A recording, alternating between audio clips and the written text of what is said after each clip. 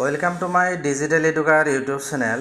ভিডিওটোৰ যোগেদি দিব বিচাৰিছোঁ নিযুক্তি সম্পৰ্কীয় এটা গুৰুত্বপূৰ্ণ আপডেট। অহা কাইলৈ অৰ্থাৎ 26 জুলাইত পুনৰ শিক্ষা বিভাগৰ 149 গৰাকীৰ লগতে বিভিন্ন বিভাগৰ মুঠ 465 গৰাকীয়ে লাভ কৰিব নিযুক্তি। অসম চৰকাৰৰ যি 1 লাখ নিযুক্তিৰ প্ৰতিশ্ৰুতি তাৰ ইতিমধ্যে 97,505 গৰাকীয়ে নিযুক্তি লাভ কৰিছে আৰু অহা কাইলৈ 465 গৰাকীয়ে নিযুক্তি লাভ কৰিব। সৰ্বমুঠ 97,970 গৰাকীয়ে নিযুক্তি লাভ কৰিব।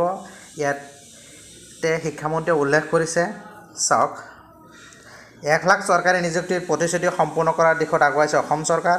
মাননীয় মুখ্যমন্ত্ৰী ডক্টৰ হিমন্ত বিশ্ব শৰ্মা ডাঙৰীয়াই শিক্ষা বিভাগৰ বিভিন্ন পদত 149 গৰাকী প্ৰাৰ্থীৰ লগতে বিভিন্ন বিভাগৰ মুঠ 465 গৰাকী প্ৰাৰ্থীক কাইলৈ আনুষ্ঠানিকভাৱে নিযুক্তি পত্ৰ প্ৰদান কৰিব আৰু এই নিযুক্তিৰ ফলত 97,970 গৰাকী পদত নিযুক্তি সম্পূৰ্ণ হ'ব।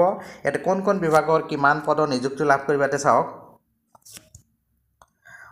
অসম চৰকাৰৰ শক্তি, শিক্ষা আৰু তথ্য জনসংযোগ, মুদ্ৰণ আৰু লেখন সামগ্ৰী বিভাগৰ মুঠ 465 গৰাকীয়ে নিযুক্তি পত্ৰ লাভ কৰিব।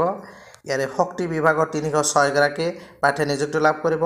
কাৰিকৰী শিক্ষা সঞ্চালকৰ লগতে উচ্চ শিক্ষা সঞ্চালকালয়, প্ৰাথমিক শিক্ষা সঞ্চালকালয়ৰ বিদ্যালয় শিক্ষা বিভাগৰ সৰ্বমুঠ 149 গৰাকী, লগতে তথ্য জনসংযোগ, মুদ্ৰণ আৰু লেখন সামগ্ৰী বিভাগৰ মুঠ 10 গৰাকী, সৰ্বমুঠ 465 গৰাকী প্ৰাৰ্থীয়ে নিযুক্তি লাভ কৰিব। আৰু অহা কাইলৈ শ্ৰীমন্ত শংকৰদেৱ কলাক্ষেত্ৰত দিনৰ 11 বজাত এই নিযুক্তি পত্ৰ বিতৰণ কৰিব। মই এই ভিডিঅ'টোৰ যোগেদি এই নিযুক্তি সম্পৰ্কীয় ভাল খবৰটো জনালোঁ। ভিডিঅ' ভাল লাগিলে লাইক আৰু শ্বেয়াৰ কৰিব আৰু এনেকুৱা ধৰণৰ গুৰুত্বপূৰ্ণ বাতৰিৰ বাবে যিসকলে চেনেলটো এতিয়া ছাবস্ক্ৰাইব কৰা নাই চেনেলটো ছাবস্ক্ৰাইব কৰি ন'টিফিকেশ্যন বেলটো অল কৰি দিব। Thank U.